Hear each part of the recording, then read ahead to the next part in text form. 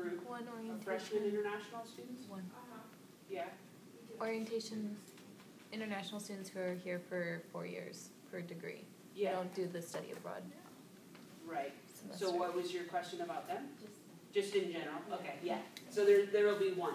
Transfers, this doesn't refer to transfers at all. This is a freshman requirement. And transfers, our international students will be just kind of intermittent with all the other transfer students throughout orientation. I think I saw a hand over here. I just wanted to clarify, so transfer students, transfer students don't go through the FAST program that you're talking about? This is a freshman competency only. Okay. Yeah, transfers have to abide by different rules. So this competency only refers to freshmen, which is why in the catalog it's actually listed as freshman competency requirements. Yeah. Any other questions? Okay. Yes. So if they can't register for their classes in the fall because they didn't take the test and they were in state, do they lose their admission in, or what if they do? But I guess they wouldn't show up for orientation if they can't register, right? Because it says they can't register. I'm going to attempt to answer this. I think I know the answer. So the question is, because I had mentioned that if a student doesn't take the ELM EP and they were required to do so, that they can't register for fall. And the question was, do they lose their admission status? And I believe the answer is yes. But I don't know how often we've actually seen a student that would jeopardize their admissions decision and not take that test. Makes sense. Is that about right? Okay. Is that good? Yeah. Okay. Thank you. Sure. Any other questions? Okay. Sometimes when I'm talking about certain competencies, like this is a great example, a lot of it is kind of blended with what admissions has purview over and what I understand about it, so that's why I kind of hesitate a little bit. Okay, so for information about the ELM and EPT, you can find that on our test office website. So you can see that the very first link for fall 2017 admitted freshmen is the EPT ELM. So they can click on that and they can get all the information they need about it.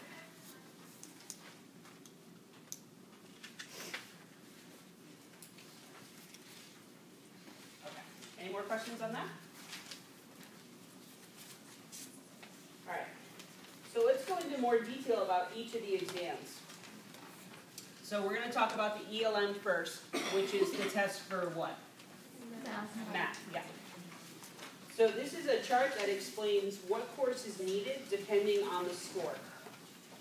So if a student did not satisfy the math competency requirements through any of the ways we talked about in the catalog, so AP credit, SAT or ACT scores, etc., then they'll need to take the ELM placement exam. This is going to determine the appropriate math course that they'll need to enroll in at SDSU. So the top left of the chart shows what the passing score is to satisfy the ELM. So a 50 or greater satisfies the mathematics competency requirement. And that student does not need to take any remedial courses. So they're allowed to register for GE Math. Okay? So if the student receives a 49 or lower on the ELM, then they do not satisfy the math competency requirement, and they must take the remedial math course or courses to fulfill this requirement. So if the student gets between a 41 and a 49, they need to take one remedial math course, which is GMS 91. If they score below a 41, then they need to take two remedial math courses. They'll take GMS 90 and GMS 91. Once they receive credit in GMS 90, they can go on to GMS 91. Once they receive credit in GMS 91, then they will have satisfied the ELM. So if a student scored below a 41 and they pass GMS 90, have they fulfilled the competency? No, because they have to take 91. Once they get credit in 91, then they're done. They fulfilled the competency. They can go on to GE level math. Yes? So if they do like 90 over the summer, would they have to do 91 in the fall? Yes. Okay. Yeah. So like that's a great example of a fast student. If they scored a 41 or below a 41, then they would need to take the GMS 90 in the summer as part of the FAST program, and then in fall they can take 91, and then in the spring they can start their GE math. Yes. Is there a possibility you think of them to take both of it this summer? No. You have to have credit in one before moving on to the next. Yeah, that's a great question. And if the student got a no credit in the 90, they have to repeat 90 before they're allowed to move on. Any other questions? Okay.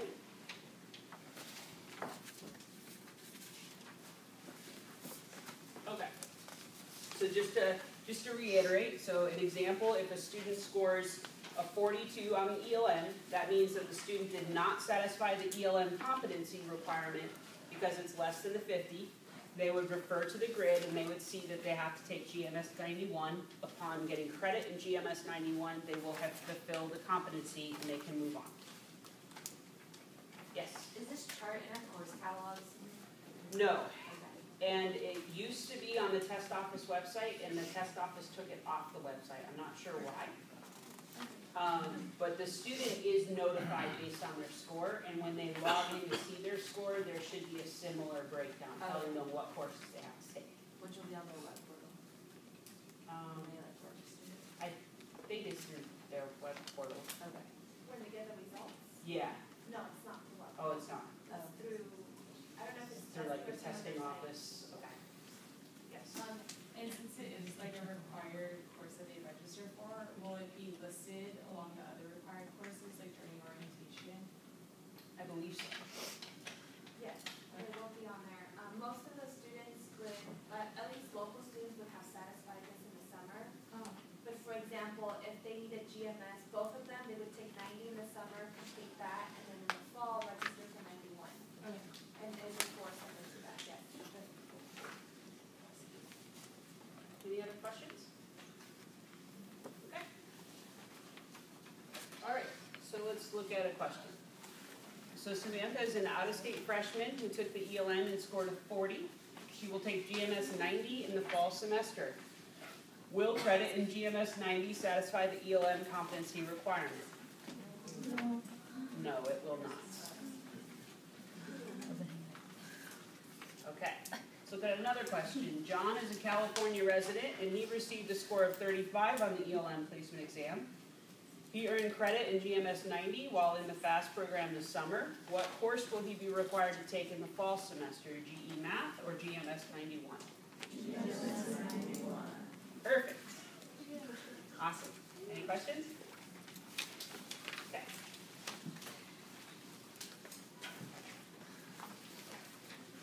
And then just remember, they will have that required registration and it'll list it out on their web portal.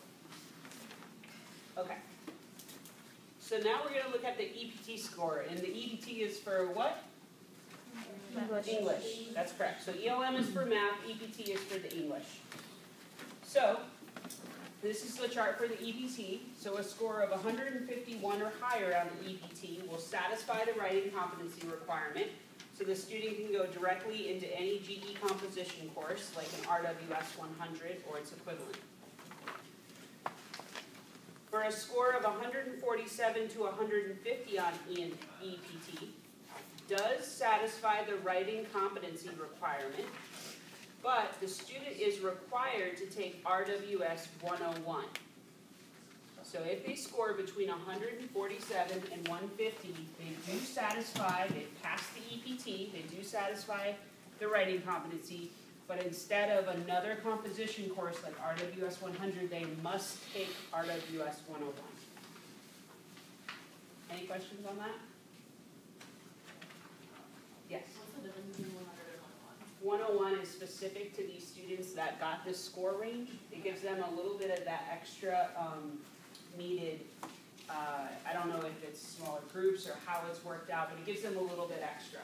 So a student that passed the EPT, like if they took it and they scored 151 or higher, or already cleared the EPT in a different way, the RWS 101 is not open to them. It's very specific, yes. So if a student at orientation came up to me and said, I got a 148 on the EPT, did I pass? Did I say Yes, they did pass the EPT, but they are required to take a specific GE composition course, and that is RWS 101. And is that built into West Portal? If they would accidentally do the other one? Last year, I think we had a little issue with this. Did, we're kind of, I mean, Heather will show you this, but on their personalized information sheet, Yes. if you remember when you came to orientation, it tells you exactly those courses too. Yeah. So you'll be able to reference that and then, you know, like, oh, you need to make sure you register for your 101 class. So that will be, that information will be available for them Yes. and for you to see. So it's not like, let me remember, like, it'll be there for you. Yeah, and just to, before I take other questions, just to underline on that, that's a great, thank you for saying that, Denise, because the personal information sheet, we don't even cover, I think, until session 6. So it's towards the end, and that's because we want that information fresh in your mind for orientation.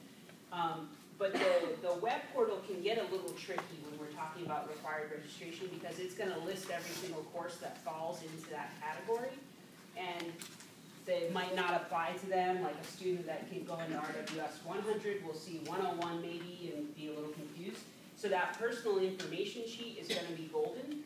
It's maybe even, I'm not saying web portal is not accurate, but it's less confusing, because it says very clearly to the student, you need to take this, this, and this.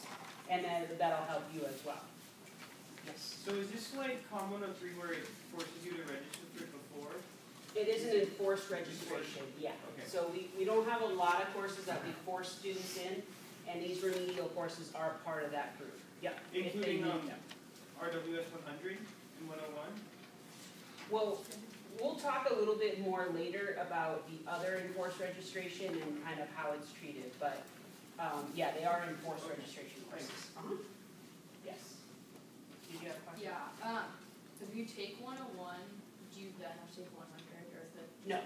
No, 101 is the equivalency of 100, and then they can go on to the intermediate composition. Yep, that's a great question. Anything else? Okay. All right. So a score of 100 or 146 or lower, the student must take remedial courses or a course. So the courses are RWS 94 or RWS 92. These are very specific. RWS 94, let me make sure I'm saying the right thing. Wait a minute. Yeah, RWS 94 is for non-native speakers. So our international population will take RWS 94. Our native speakers, our domestic students, will take RWS 92. Yes. So the 92 and 94 don't count towards your overall unit requirement? No, they don't. And can anyone else answer me why? It's under 100 level, yeah. So there would be. RWS and RWS 100. Yes, Okay. 100, or the 101 for Yeah. that matter. Yep, because it's over the 100 level. Yep, that's excellent. Yes. Would a student being in ESL, would they be a 94 or 92? English second language? 94, because 94 they're also? international students. Okay. Thank you. Yes. So once they complete 92 or 94, then would they take 100, or they have to take the 101 like specific? Or is that not really matter for us? No, if they have to take the 92 or 94, then that means that they got this score. So Yeah. that 101 is no longer applicable to them, and they'll just go on to their GE composition. Okay. Yeah, does that make sense? I want to loop back. What did you mean by ESL? English second language? Are you referring to our international students that come from ASL? I was just thinking of students who may have recently moved into the States, maybe Okay. just within high school age, Okay. so it might not be completely dominant in the language. So what we can do with those, so like if we look on page 417, and we take a look at RWS 94. So you'll notice that it specifically says for non-native English speakers. So as long as, so it says for international or bilingual students, so as long as they fall into one of those categories, then 94 should be fine for them. If a student that is not bilingual